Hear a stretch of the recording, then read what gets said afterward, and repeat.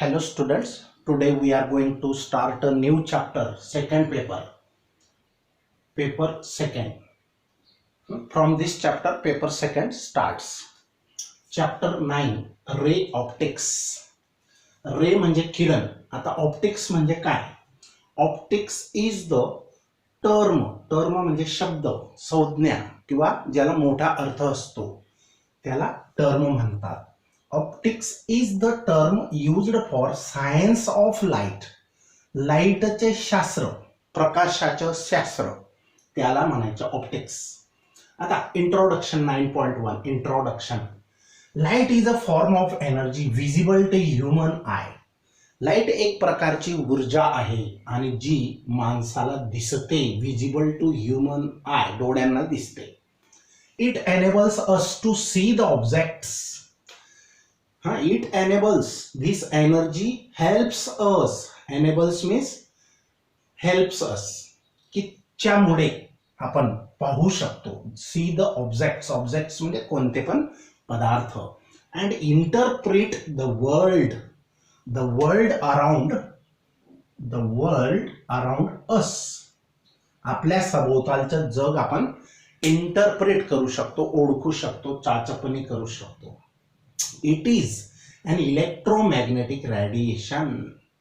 आता लाईट काय आहे? हा इलेक्ट्रोमॅग्नेटिक, विद्युत चुंबकीय. रेडिएशन म्हणजे प्रारण. आता सनलाईट एक प्रकारचं रेडिएशन आहे.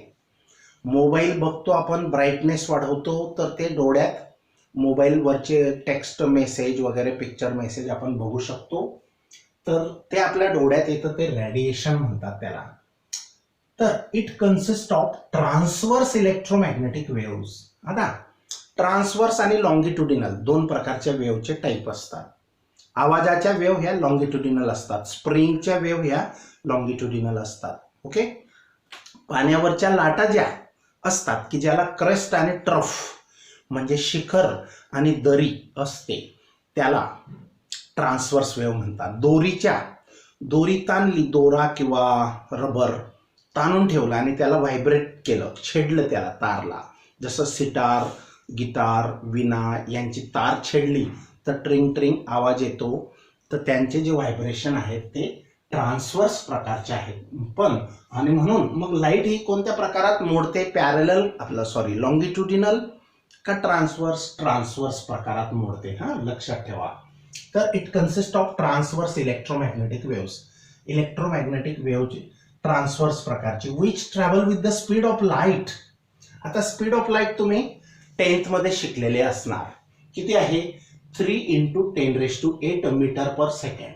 म्हणजे 3वरती 8 झिरोज ठेवा. 3वर इतके मीटर दर सेकंदाला तो जाऊ शकतो. म्हणजे याला किलोमीटर जर केलं तर 1000ने भागा. 1000 म्हणजे 10 क्यूब. 10 क्यूबने मग तो 10 क्यूब वरती गेल्यावर 8 मधून 3 मायनस होईल म्हणजे 5. मग 3 × 10⁵ म्हणजे 3वर 5 शून्य. 3वर 5 शून्य म्हणजे 3 लाख किलोमीटर पर सेकंड. 3 × 10⁸ मीटर पर सेकंड म्हणजे 3 लाख किलोमीटर पर सेकंड. म्हणजे एका सेकंदात तो 3 लाख किलोमीटर अंतर चालू शकतो, इतका प्रकाशाचा वेग आहे. म्हणजे लाईटचा speed of light in vacuum मध्ये. व्हॅक्यूम म्हणजे जिथं निर्वात, वात म्हणजे हवा, वात म्हणजे हवा, निर्वात, किंवा जिथं कोणतंच मीडियम नाही त्याला व्हॅक्यूम असं म्हणायचं. इथं डबल यू लक्षात ठेवा. काही जणांना व्हॅक्यूम सी वर डबल लिहितात पण ते चुकीचं असतं, तर यू डबल लिहायचा. आता optics is the term used for science of light. Science of light म्हणजे ऑप्टिक्स होय. आता बघा, चष्म्याच्या दुकानाला ऑप्टिक्स असं म्हणतात. म्हणजे ते प्रकाशाशी निगडीत आहे. आता पुढचा टॉपिक आपण बघतोय 9.2 नेचर ऑफ लाईट. आता माझ्याकडनं हे हेडिंग लिहायला विसरून गेलो होतो म्हणून ते बारीक लिहिलेलं आहे. नेचर ऑफ लाईट हा टॉपिक आहे 9.2 आणि त्याच्यावर हा प्रश्न एक्झरसाइज मध्ये विचारला गेलेला आहे. त्याच्यावर हा आणि हा 2 प्रश्न आहेत. त्याच्यानंतर 9.3 टॉपिकवर कॅन यू रिकॉल विचारला गेलेला आहे, टेक्स्ट पेज 159, आणि त्याच्यामध्ये हे दोघं लॉज ऑफ रिफ्लेक्शन आणि लॉज ऑफ रिफ्रॅक्शन रिमाइंड करायचे. रिकॉल म्हणजे रिमाइंड करा, आठवण करा. तर हे 2 प्रश्नांची उत्तरं, याची उत्तरं इथं पण आहेत आणि हा स्पेशल प्रश्न पण येऊ शकतो या टॉपिकवर. आता प्रश्न काय बघा, नेचर ऑफ लाईट. नेचर म्हणजे स्वभाव. नेचर म्हणजे काय? स्वभाव. पण इथं नेचरचा अर्थ काय घेतो आपण? नेचर ऑफ लाईट, स्वरूप. लाईटचं स्वरूप कसं आहे, फॉर्म कसा आहे. तर बघा क्वेश्चन आहे आणि एक्झरसाइज मधला क्वेश्चन आहे. स्टार म्हणजे काय? एक्झरसाइज मधला question. As per recent development म्हणजे आजपर्यंत, रिसेंट म्हणजे चालू नव्याने, आधुनिक. डेव्हलपमेंट जी झालेली आहे, डेव्हलपमेंट म्हणजे विकास. तर what is the nature of light? आज जे पण शोध लागलेले आहेत त्यांच्यानुसार what is the nature of light? लाईटचं स्वरूप काय आहे? काय आहे काय लाईट? जसं पाणी लिक्विड आहे, मग लाईट काय आहे? गॅस आहे का, लिक्विड आहे का, काय कसं काय आहे त्याच्याबद्दलची माहिती, त्याला म्हणायचे nature of light. What is the nature of light? लक्ष द्या हा प्रश्न काय आहे. What is the nature of light? Wave optics and particle nature. Wave optics म्हणजे वेव्हचं जे प्रकाशाची जी वेव्ह असते, प्रकाश हा वेव्हच्या फॉर्ममध्ये जातो, त्याला वेव्ह ऑप्टिक्स म्हणतात. आणि म्हणजे प्रकाश हा 2 गोष्टींचा मिळून बनलेला आहे. पूर्वी याच्यावर फार डिस्कशन झालं. एक सायंटिस्ट म्हणायचा लाईट हा पार्टिकल आहे, कण आहे. कण येतात सनकडून आपल्याकडे, पार्टिकल म्हणजे कण. आणि दुसरा सायंटिस्ट सांगायचा वेव्ह आहे. हायजन सायंटिस्टने सांगितलं की light is the form of wave. आणि न्यूटन सांगितलं कॉर्पिस्क्युलर थेरीमध्ये न्यूटनने की लाईट इज अ पार्टिकल. आणि नंतर मग कॉम्प्टन इफेक्ट वगैरे असे जे डिस्कव्हरीज झाल्या त्यांच्यामध्ये असं दिसून आलं की लाईटमध्ये 2 गोष्टी आहेत, पार्टिकल नेचर ॲज वेल ॲज वेव्ह नेचर. आता ते कसं आहे या चॅप्टरमध्ये आपण डिटेल बघणार आहेत. तर पार्टिकल ॲज वेल ॲज वेव्ह नेचर. तर बघा, वेव्ह ऑप्टिक्स म्हणजे वेव्हचं शास्त्र, प्रकाशाचं. अँड पार्टिकल नेचर म्हणजे तो कण पण आहे.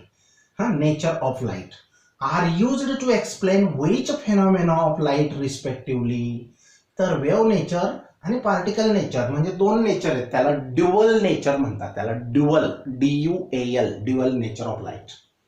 तर ह्या 2 गोष्टी ज्या आहेत की लाईटमध्ये वेव्ह पण आहे तो आणि पार्टिकल पण आहे. मग त्याच्यावरून कोणती घटना, फेनॉमेना आपण स्पष्ट करण्यासाठी ही गोष्ट वापरली जाते. नंतर पहिला प्रश्न होता what is nature of light, समजला. आणि दुसरा क्वेश्चन आहे वेव्ह ऑप्टिक्स आणि पार्टिकल नेचर ऑफ लाईट. लाईटला हे 2 गोष्टी आहेत, तो वेव्ह पण आहे आणि पार्टिकल पण आहे. तर मग ही जी गोष्ट शोधली रिसेंट डेव्हलपमेंटमध्ये, तर ती कोणत्या कोणत्या घटना स्पष्ट एक्सप्लेन म्हणजे स्पष्ट करण्यासाठी वापरली जाते. समजला क्वेश्चन. आता बघा, as per recent development it is now an established fact that according to recent development म्हणजे हल्लीचे जे आधुनिक शोध लागलेले, डिस्कव्हरीज झालेले आहेत, it is now established fact that, ही एक अशी फॅक्ट म्हणजे गोष्ट आहे, एस्टॅब्लिश झालेली आहे की that light possesses dual nature. लाईटला आहे 2 नेचर म्हणजे 2 स्वरूप आहेत. लाईट हा 2 स्वरूपांनी बनलेला आहे. Light possesses dual nature. Light consist of energy carrier photons. लाईटमध्ये एनर्जी कॅरियर फोटॉन्स असतात. फोटॉन्स म्हणजे कण. ते कण जे म्हणत होतो ना आपण पार्टिकल नेचर म्हणजेच त्याच्यामध्ये फोटॉन्स असतात आणि ते एनर्जी कॅरी करतात. आता कसं करतात ते पण मी सांगतो. And these photons follow the rules of electromagnetic waves. आणि हेच फोटॉन अजून वेव्हच्या फॉर्म, वेव्हचे नियम पण पडतात. कोणती वेव्ह? Electromagnetic wave. इथं शॉर्ट फॉर्म वापरलाय मी, EM वेव्स. पुढे पुढे आता मी EMच बोलेल. इलेक्ट्रोमॅग्नेटिक एवढा शब्द बोलायला लिहायला डिफिकल्ट आहे किंवा टाइम कन्झ्युमिंग आहे. आता हे 2 गोष्टी मी तुम्हाला सांगतो की light possesses a dual nature. That means it consists of energy carrying photons, that is particles.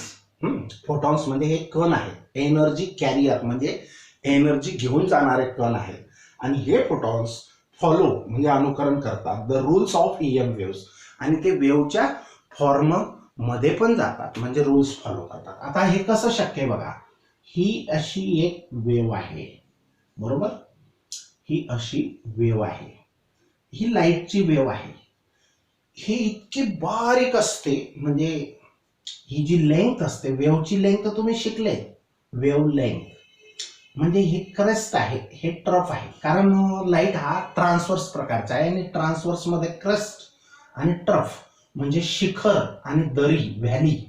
शिखर म्हणजे माउंटेन सारखं आणि व्हॅली अशा दोन गोष्टी असतात, त्याला ट्रान्सवर्स म्हणतात. हे अंतर एकदम बारीक आहे, अँगस्ट्रॉम मध्ये आहे. कशामध्ये आहे हे अंतर? अँगस्ट्रॉम मध्ये, म्हणजे इतकी बारीक वेव्ह आहे, आणि म्हणून एवढे मोठे समजण्यासाठी काढलेत मी हे. आता हा वेव्ह, लाईटचा वेव्ह जेव्हा असा ज्या पण पदार्थावर पडेल तर त्याच्यामध्ये काय असतं, त्या वेव्ह मध्ये असे एनर्जीचे पॅकेट्स असतात, एनर्जीचे पॅकेट, असे एनर्जीचे पॅकेट असतात, त्यांच्यामध्ये एनर्जी असते, ऊर्जा असते, आणि ते पॅकेट्स असे त्या वेव्हच्या फॉर्म मध्ये येतात. आता यांनाच फोटॉन म्हणतात, ह्या पार्टिकल्सला.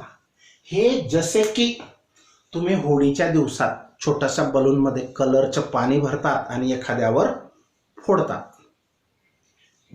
मग फोडल्यानंतर काय असतं, पाणी गेलं, तो माणूस ज्याच्यावर फोडलं तो ओला झाला, आणि शिल्लक काय राहिलं, रबर राहिलं, रबर. पण हे पॅकेट काही अशी वस्तू नाहीये, फक्त एनर्जी आहे. एनर्जी म्हणजे वस्तू नाही. आता उष्णता बघा, उष्णता ही एनर्जी आहे, म्हणजे शेक जी घेतो ती वस्तू आहे का, आपल्याकडे येते का, नाही. आपण एखादा थंडीच्या दिवसात शेक घेतो, आपण शेकोटी पेटवतो आणि त्याच्यापासून शेक घेतो, मग ती शेक म्हणजे हीट आपल्या बॉडीला स्किन पर्यंत पोहोचते, मग याच्यात वस्तू आली का, तर नाही. तशा प्रकारची एनर्जी या फोटॉन मध्ये असते, म्हणून यांना पार्टिकल नेचर म्हणतात.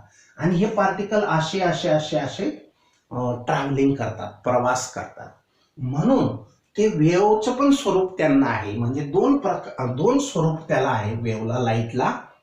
हा लाईट वेव्ह आहे, बर समजलं. मग आता वेव्ह ऑप्टिक्स, याच्यामध्ये एनर्जी असते, आणि ज्या पदार्थावर, समजा दगडावर ऊन पडत आहे, हा दगड आहे, स्टोन आहे, आता ज्याच्यावर हे पडतील तिथं ते त्यांच्यामधली एनर्जी देऊन टाकतात त्या पदार्थाला, ज्याच्यावर ते पडले, म्हणजे सनलाईट ज्याच्यावर पडला त्या पदार्थाला ते गरम करून टाकतात, हीट देतात. कारण सनलाईट मध्ये ह्या अशा अनेक वेव्ह आहेत, 16 ते 17 प्रकारच्या वेव्ह आहेत, आणि त्यांच्यातले फक्त एकच वेव्ह आपल्याला दिसते, आणि ती म्हणजे विजिबल लाईट. आता बघा, इंटरेस्टिंग चॅप्टर आहे, आपण बघणार आहे एक एक गोष्टी स्टेप बाय स्टेप. तर 16 ते 17 प्रकारचा लाईट असतो, त्याच्यामधला एकच म्हणजे विजिबल लाईट, दृश्य प्रकाश की जो दिसतो. आणि बाकीचे कोणते आहेत मग, तर एक्स रेज आहेत, गॅमा रेज आहेत, इन्फ्रारेड रेज आहेत, अल्ट्राव्हायोलेट रेज आहेत, अजून भरपूर आहेत. व्हेरी शॉर्ट वेव्ह आहेत, लॉंग वेव्ह आहेत, किंवा मायक्रोवेव्ह आहेत. तर असे 16 ते 17 प्रकार आहे, बाकीचे प्रकार आपल्याला काही कामाचे नाही आहेत. तर हे मग हे फोटॉन जेव्हा या पदार्थावर पडतील त्यांची एनर्जी त्या पदार्थाला देतील, आणि ते निकामे होतील, म्हणजे ते काही रबर सारखं शिल्लक राहील असं नाही, फक्त एनर्जी आहे, एनर्जीचं पॅकेट बलून सारखं. आता wave optics explains the phenomena of light such as interference, diffraction, polarisation, Doppler effect.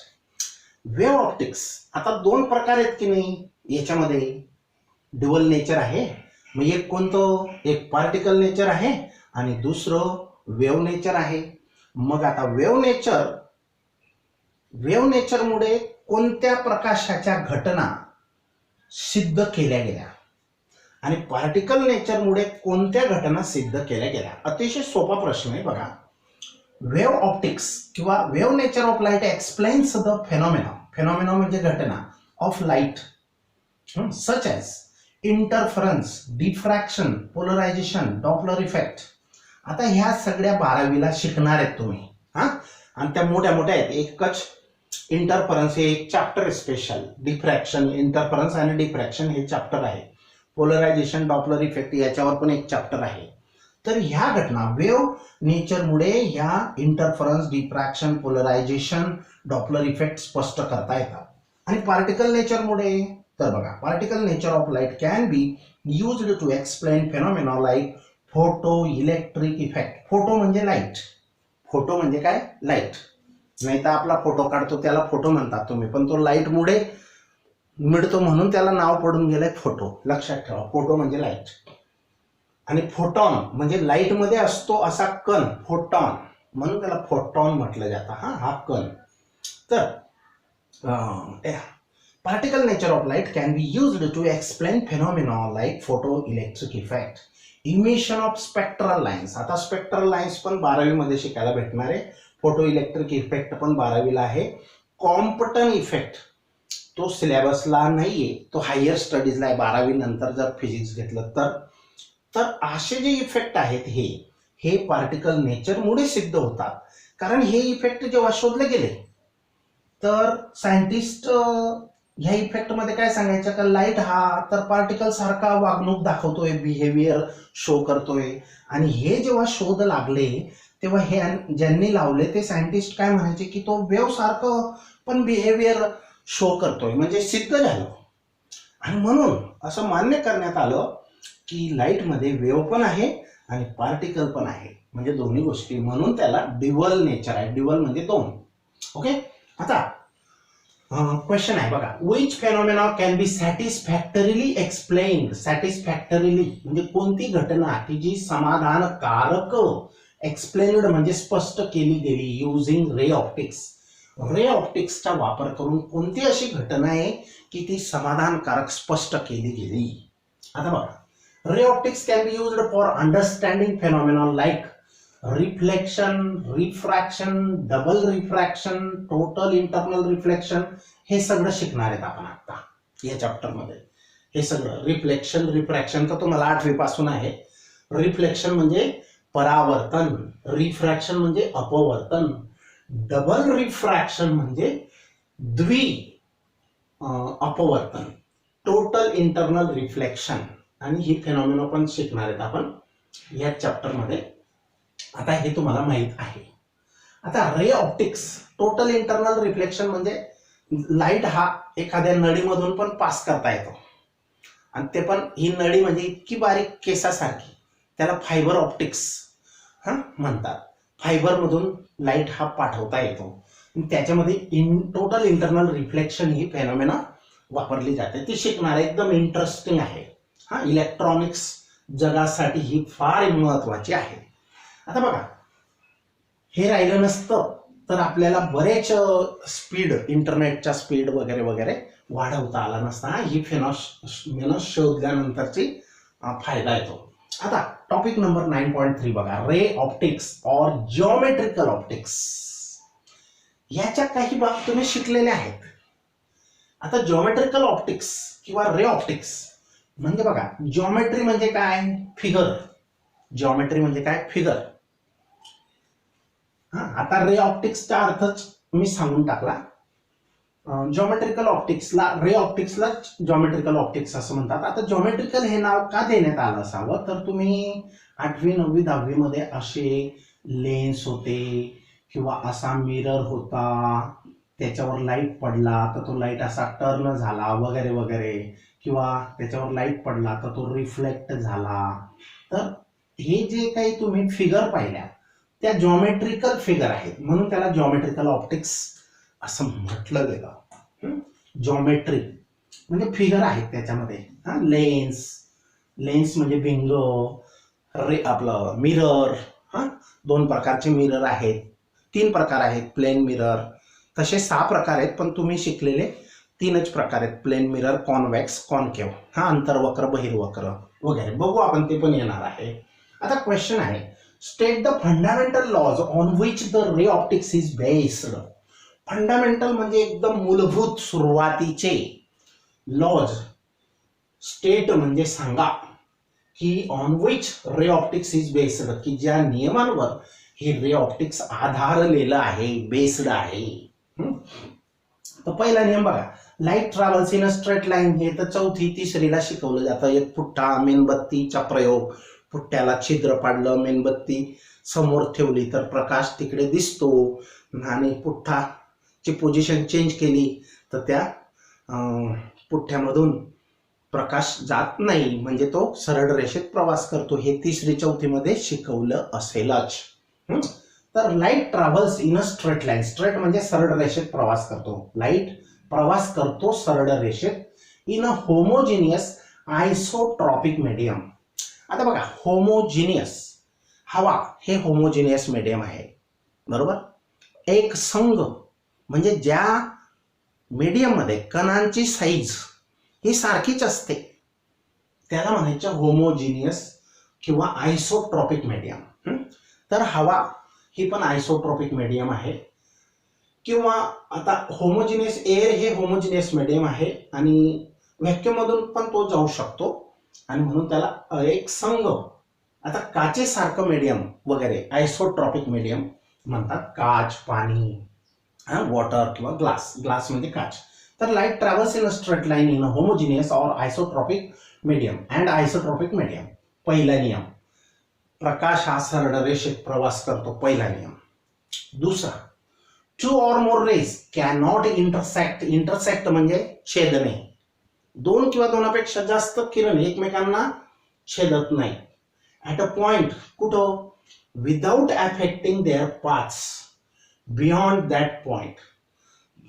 ज्या पॉइंटला क्रॉस झाले, आता कसं हे शक्य बघा, इकडून एक फोकस लावला, इकडून एक फोकस लावला, बल्ब लावलेला प्रकाशासाठी, आणि हा या दोघांमध्ये एक जास्त आहे आणि एक कमजोर आहे लाईट, तर जास्त वाला चालला जातो पुढे, हा पण याचा इफेक्ट होतो. बघा, दोन दोन तीन तीन सावल्या, इकडे पण लाईट आहे बाहेर लावलेला, आपला घराचा पण आहे, तर दोन दोन असे कापलेला दिसतो प्रकाश बघा. पण हे जरी इंटरसेक्ट करत असतील त्यांचे रस्ते मात्र अडवत नाही. एक लाईट हा दुसऱ्या लाईटचा रस्ता अडवत नाही, फार विशेष गोष्ट आहे बघा. Two or more rays can not intersect at a point without affecting their paths beyond that point. त्या पॉइंट म्हणजे दोन फोकस मिक्स केले तर आपले पण सावल्या, समोर असणारी वस्तूच्या दोन दोन सावल्या दिसतात, म्हणजे या फोकसची पण एक शॅडो आणि या फोकसची पण एक शॅडो. म्हणजे आता हा गेला नसता तर शॅडो तयार झालीच नसती, याचा पण लाईट गेला नसता तर त्याच्यामुळे शॅडो तयार झालीच नसती. दोन दोन सावल्या दिसतात, तीन लाईट लावले तीन सावल्या दिसतील शॅडो. आणि मग आता हे प्रकाश जर एकमेकांना अडवले गेले असते तर शॅडो तयार झाल्या नसत्या. हा पॉइंट ते सांगतो. आता पुढचे, लॉज ऑफ रिफ्लेक्शन, परावर्तनाचे नियम. आता बघा, इन्सिडेंट रे म्हणजे आघाती, आपाती किरण, रिफ्लेक्टेड रे परावर्तित किरण, अँड नॉर्मल म्हणजे स्तंभिका, lies in the same plane. Lies म्हणजे पडून असणे, इन द सेम प्लेन म्हणजे एकाच प्रतलात असतात. बघा, आघाती किरण किंवा आपाती किरण, परावर्तित किरण आणि स्तंभिका हे तिघही एकाच प्लेन मध्ये असतात, एकाच प्रतलात असतात. हे शिकले तुम्ही. And the two rays are on either side of the normal. आणि हे दोघं किरण, इन्सिडेंट रे आणि रिफ्लेक्टेड रे, हे त्या नॉर्मलच्या दोन साइडला असतात, आयदर साइड. म्हणजे आता ही स्तंभिका आहे, हा लाईट आला, हा मिरर आहे खाली असा, आणि हा रिफ्लेक्ट झाला, तर हा इन्सिडेंट रे आहे, हा रिफ्लेक्टेड रे आहे, ही नॉर्मल आहे. नॉर्मल म्हणजे परपेंडिक्युलर. हा, इथं जो अँगल होतो तो 90चा होतो, आणि म्हणून तिला नॉर्मल असं म्हणतात. परपेंडिक्युलरलाच नॉर्मल असं म्हणतात, लक्षात ठेवा. Lies in the same plane and the two rays are on either side of the normal. आणि पहिली गोष्ट, हा अँगल आय म्हणजे अँगल ऑफ इन्सिडन्स, आणि हा अँगल ऑफ रिफ्लेक्शन, हे दोघेही सेम मेजरचे असतात, म्हणजे त्यांचं माप सेम असतं. Angle of incidence is equal to angle of reflection, हा दुसरा लॉ आहे. समजलं? Incident ray, reflected ray and normal, all three are lies in the same plane and the two rays are on either side of the normal. Angle of incidence is equal to angle of reflection, i is equal to r, angle i is equal to angle r. आता laws of refraction, आता बघा reflection आणि refraction मध्ये काय फरक आहे. आता refraction म्हणजे हे मीडियम आहे, पाणी आहे, इथं इकडून जर रे आला तर या मीडियम मुळे तो सरळ न जाता थोडासा टर्न होतो, याला रिफ्रॅक्शन म्हणतात, अपवर्तन म्हणतात. अप म्हणजे वाईट वर्तनसाठी पण अपवर्तन म्हणतो, पण इथं मात्र त्याला रिफ्रॅक्शन नाव दिलं गेलं आहे. तर आता बघा लॉज ऑफ रिफ्रॅक्शन काय आहे. पहिला लॉ सेम आहे, इन्सिडेंट रे, रिफ्रॅक्टेड रे. आता इथं रिफ्लेक्टेड होता, आता हा रे जो आहे तो रिफ्रॅक्टेड रे आहे, हा इन्सिडेंट रे आहे. रिफ्रॅक्टेड म्हणजे डायरेक्शन चेंज केली. When the light travels from one medium to another medium, that time it changes its direction. This phenomenon is called as refraction. You have studied in 10th or 9th at least. Okay, 10th मध्ये असेलच. मग याला refracted रे म्हणायचे, याला incident ray म्हणायचे. तर बघा incident ray, refracted ray and normal. आता नॉर्मल इथं कुठं ड्रॉ करणार, इथं जिथं पॉइंट ऑफ इन्सिडन्स असतो, हा इथं अशी लाईन असते, इमॅजिनरी लाईन, तिला आपण नॉर्मल म्हणायचं. हे तिघही काय असतात, एकाच प्लेन मध्ये असतात. आता हे कसं शक्य आहे, तर बघा हे कसं शक्य आहे. अशी एक नॉर्मल आहे, अशी एक नॉर्मल लाईन आहे, इमॅजिनरी लाईन, काल्पनिक रेषा. आणि इकडून रे टाकला तर इकडूनच निघेल. आता इन्सिडेंट रे ही नॉर्मल आणि हा निघणारा रे किंवा रिफ्रॅक्टेड रे, तो रिफ्लेक्टेड होता आणि हा रिफ्रॅक्टेड रे आहे. तर हे एका प्लेन मध्ये, प्लेन म्हणजे असा बारीक थर आहे. जर हा रे असा गेला तर हा रे असा वाकडा किंवा तिकडे निघणार नाही, म्हणजे प्लेन चेंज करणार नाही, म्हणजे एकाच प्लेन मध्ये असतात. समजलं? आता in the same plane and both rays are on either side of the normal. आणि हे दोघं रे या नॉर्मलच्या काय असतात, भिन्न अंगास असतात, ऑपोजिट साइडला असतात. तर आता angle of incidence theta 1 and angle of refraction theta 2 are related by Snell's law. Snell's law तुम्ही शिकलेले आहेत. कोणता? n1 sin theta 1 हा angle of incidence आहे आणि theta 2 काय, angle of refraction आहे. आणि n1 n2 काय आहेत, refractive indices.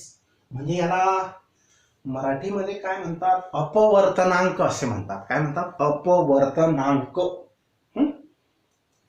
तर n1 आणि n2 हे दोन मीडियम, या मीडियमचा अपवर्तनांक n1 आणि ह्या दुसऱ्या मीडियम पाणी, ग्लास जे पण असेल त्याचा अपवर्तनांक n2 असतो, हा रिफ्रॅक्टिव्ह इंडेक्स. आणि angle of incidence and angle of refraction चं नातं कसं आहे बाय स्नेल्स लॉ. तर n1 sin theta 1 is equal to n2 sin theta 2. किंवा तुम्ही असे शिकले असणार, sin theta 1 upon sine of theta 2 is equal to, याला हे अपॉन करा, is equal to n2 upon n1, n2 upon n1. हा लॉ तुम्ही शिकले आणि तो हाच लॉ आहे. Where n1 n2 are the refractive indices of medium 1 and medium 2 respectively. n1 ही रिफ्रॅक्टिव्ह इंडेक्स असेल मीडियम 1 ची आणि n2 ही रिफ्रॅक्टिव्ह इंडेक्स असेल मीडियम 2 ची रिस्पेक्टिव्हली. आता कॅन यू रिकॉल, आता याच्यामध्ये can you recall text page 159 वर विचारलं आहे. लॉज ऑफ रिफ्लेक्शन सांगा आणि लॉज ऑफ रिफ्रॅक्शन सांगा, दोन प्रश्न आहेत. आणि see answer of the above question, याच्यासाठी हेच आन्सर आहे. ओके, म्हणून तो मी काही रिपीट केला नाही, या क्वेश्चन मध्ये आलं. Okay, now will stop here.